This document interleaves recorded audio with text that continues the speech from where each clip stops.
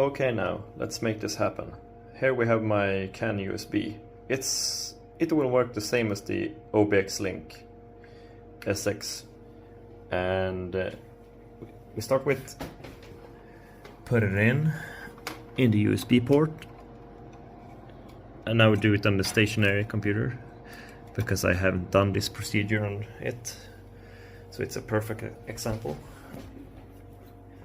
And now we search for device manager. This will be the same on Windows 10 and 7 and 11 and everything. It's just a different layout with all these things. Device manager. And now we go down to USB units, or what it's called.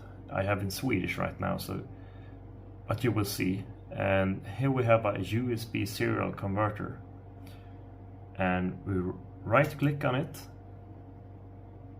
properties,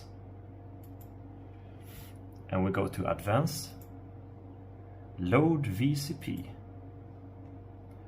and OK. And now we can put it down, and now we're gonna pull the canusb or OBXlink out and connect it again, so it loads the new protocol with the VCP. And then we open device manager again, and now we have the device manager up again, and now under ports we have USB serial port COM4 has appeared. And we go into properties, port settings, advanced, and now this is where we set everything properly. So this latency timer has to be set to 1. Otherwise this will be too slow for the log software. And then we OK it,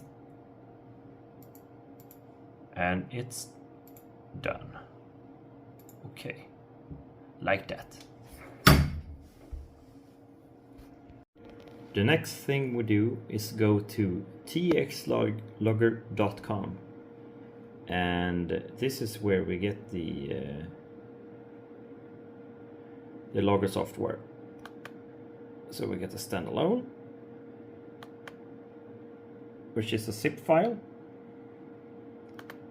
We get it like this, and now I just put it randomly somewhere, like on the desktop.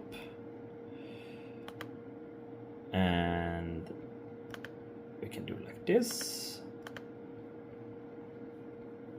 and here we have it. Now I right click on it and extract all, extract. Okay, and now here we have the TXlogger, and the only thing I really need to do is